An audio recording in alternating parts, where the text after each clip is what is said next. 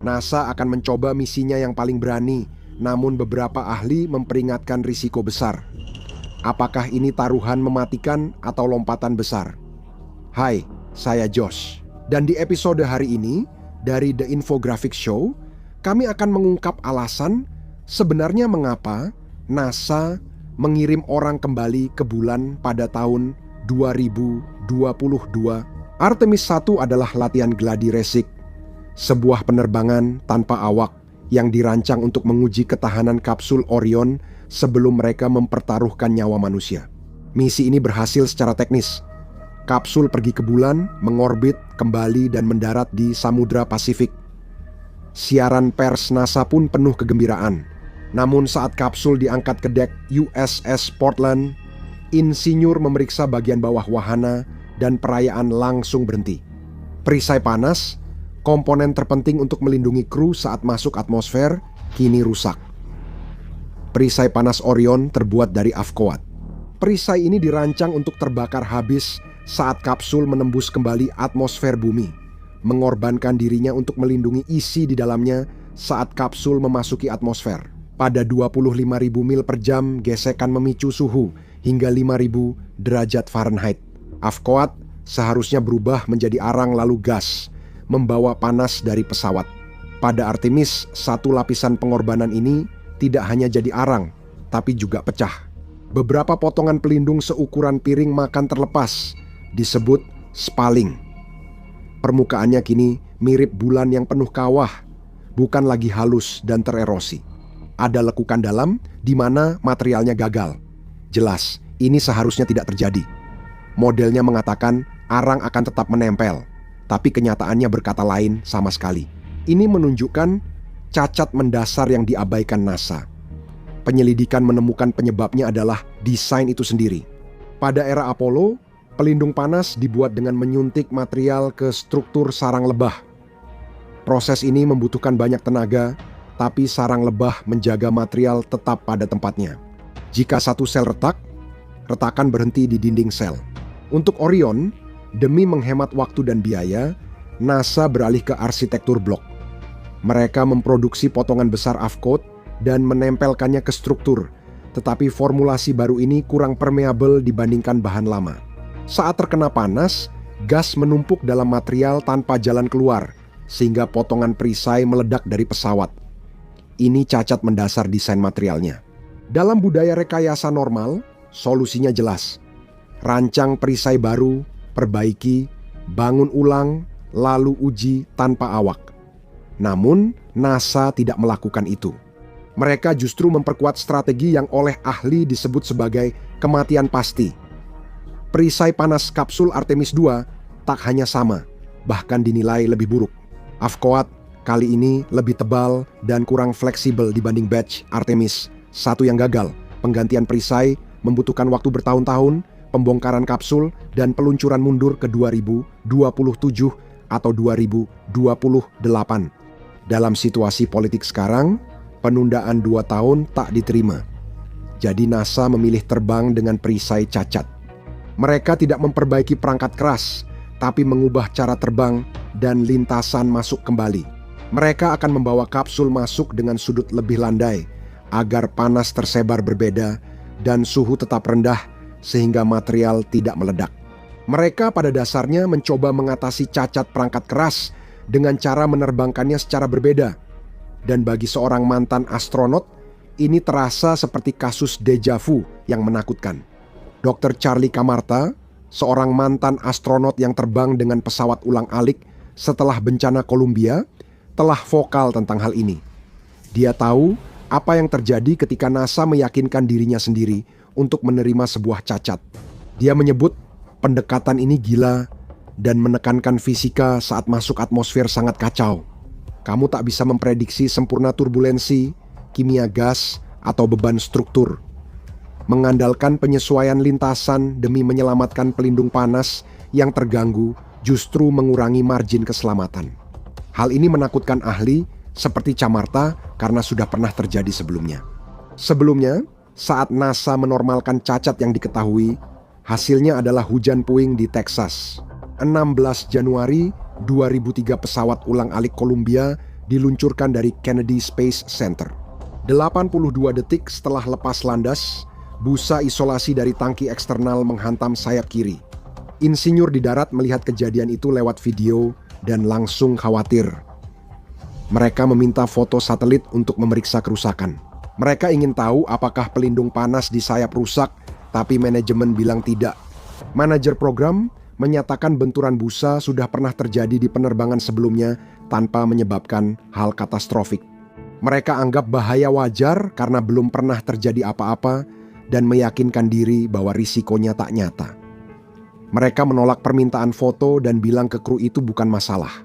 16 hari kemudian, Columbia hancur di atas Texas saat masuk atmosfer, menewaskan 7 astronot.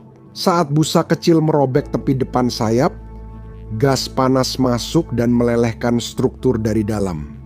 Kesamaan dengan Artemis II sangat mengerikan. Ada cacat pada sistem perlindungan termal dan bukti kerusakan sejak Artemis I.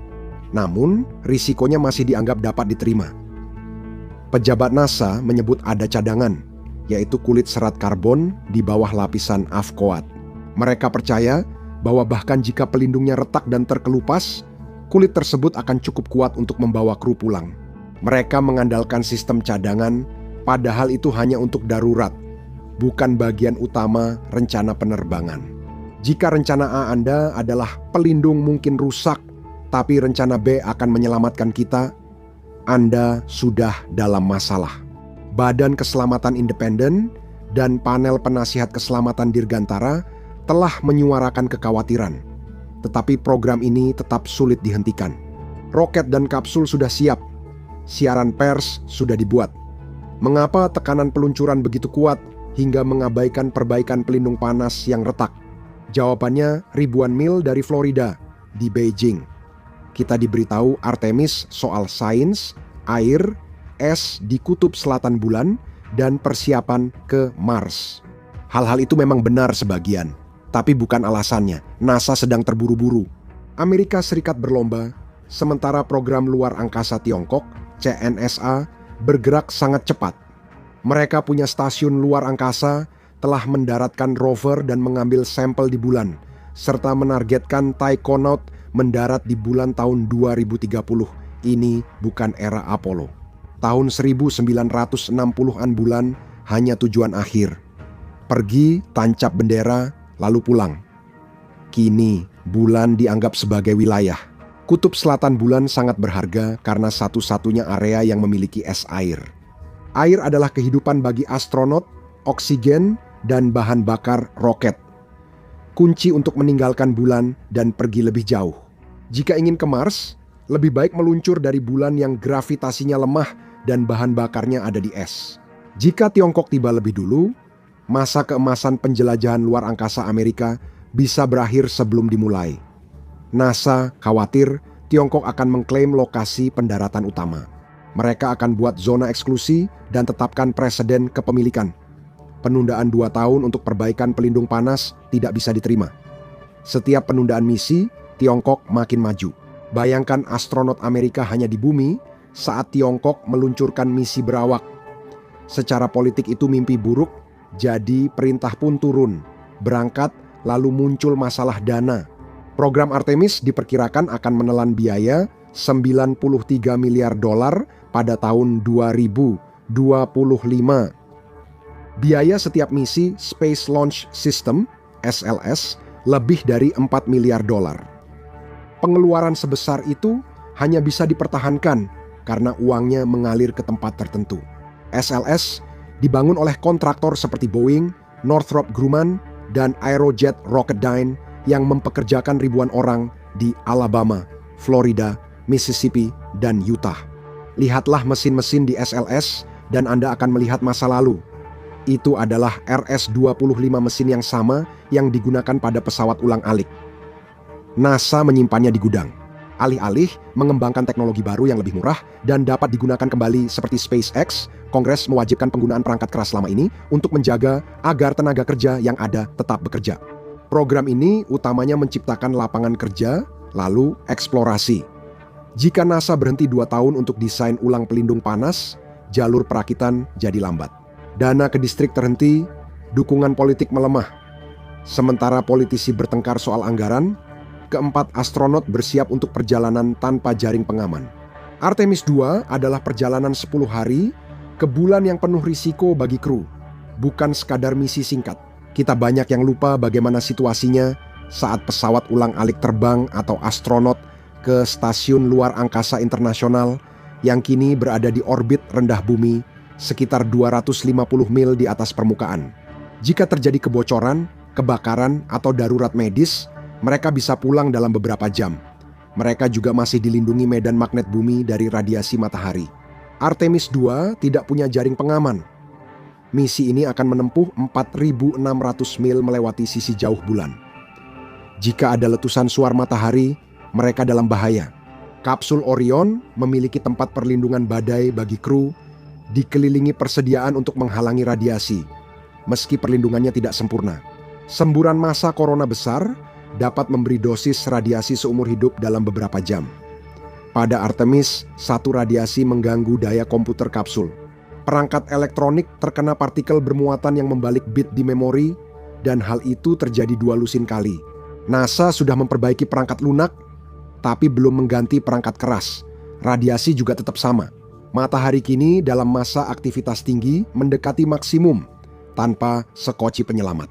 Begitu mesin dinyalakan untuk injeksi translunar, tidak ada jalan untuk kembali, gravitasi yang mengambil alih.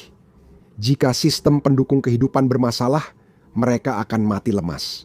Jika mesin gagal saat pembakaran untuk kembali, mereka bisa terombang-ambing di kegelapan selamanya. Semua sistem di Orion harus berfungsi, terutama sistem pendukung kehidupan yang pernah bermasalah. Gangguan pada Artemis, satu anomali baterai yang tidak terduga, pelindung panas yang cacat. Kru juga tahu hal ini. Mereka adalah profesional. Mereka menerima risiko sebagai bagian dari pekerjaan mereka. Tapi ada perbedaan antara bahaya tak terduga saat menjelajahi luar angkasa dan menerbangkan perangkat keras yang sudah diketahui bermasalah. Para kritikus menilai NASA lebih menghindari risiko dibanding SpaceX. Namun, inilah kenyataan anehnya. Bahkan dengan budaya kehati-hatian itu, para astronot tetap menerbangkan mesin yang sudah diketahui memiliki cacat. Mereka menghindari risiko terkait dokumen, proses, dan birokrasi. Namun saat menghadapi risiko besar seperti pelindung panas, radiasi, atau roket dengan satu titik kegagalan, mereka tampaknya rela mengabaikannya. Tim Tiger yang menyelidiki pelindung panas tidak menyebutnya aman. Mereka memperbarui model dan mengaku lebih paham soal kerontokan arang. Perubahan lintasan mengurangi risiko. Mitigasi bukan solusi, melainkan perjudian. Mereka memakai alat indikasi retakan berupa simulasi perangkat lunak untuk memprediksi lokasi retakan pelindung. Namun kritikus menilai alat itu terlalu sederhana. Alat itu mengira materialnya seragam, padahal sifat arang berubah tiap 2 detik saat kapsul jatuh menembus atmosfer. Pendukung NASA seperti mantan astronot Dr. Danny Olafas mengakui pelindungnya menyimpang dan tidak berfungsi sesuai rencana. Mereka berencana mempercayai perubahan lintasan. Kenapa? Alternatifnya adalah mengakui bahwa setelah 15 tahun dan hampir 100 miliar dolar SLS dan Orion belum siap. Membatalkan atau menunda Artemis II tanpa batas waktu akan menjadi pukulan mematikan bagi arsitektur NASA saat ini. Itu berarti mengakui bahwa sektor komersial yang dipimpin SpaceX telah melampaui lembaga pemerintah. SpaceX mengembangkan Starship, wahana baja tahan karat yang sepenuhnya dapat digunakan kembali dan berpotensi menjalankan misi Artemis dengan sebagian kecil dari biayanya. Jika Artemis II gagal atau tertunda lama, Kongres bisa menghentikan dana dan memilih membeli perjalanan dari SpaceX. Bagi ribuan insinyur dan manajer SLS, itu bisa berarti kehilangan semua yang telah mereka perjuangkan. Tekanan untuk meluncurkan datang dari dalam dan luar. Mereka harus membuktikan sistem ini berfungsi meski kondisinya sangat rapuh. Drama sebenarnya bukan saat peluncuran, tapi saat 10 hari kemudian kru memasuki atmosfer dengan kecepatan 32 kali kecepatan suara para insinyur akan berdoa. Jika gagal, beritanya akan sangat menggemparkan. NASA punya alasan, tapi apakah itu sebanding dengan harga nyawa manusia saat hitungan mundur mencapai 0? Kita akan tahu. Silakan cek penjelasan menit demi menit tentang bencana pesawat ulang-alik Challenger atau klik video ini sebagai gantinya.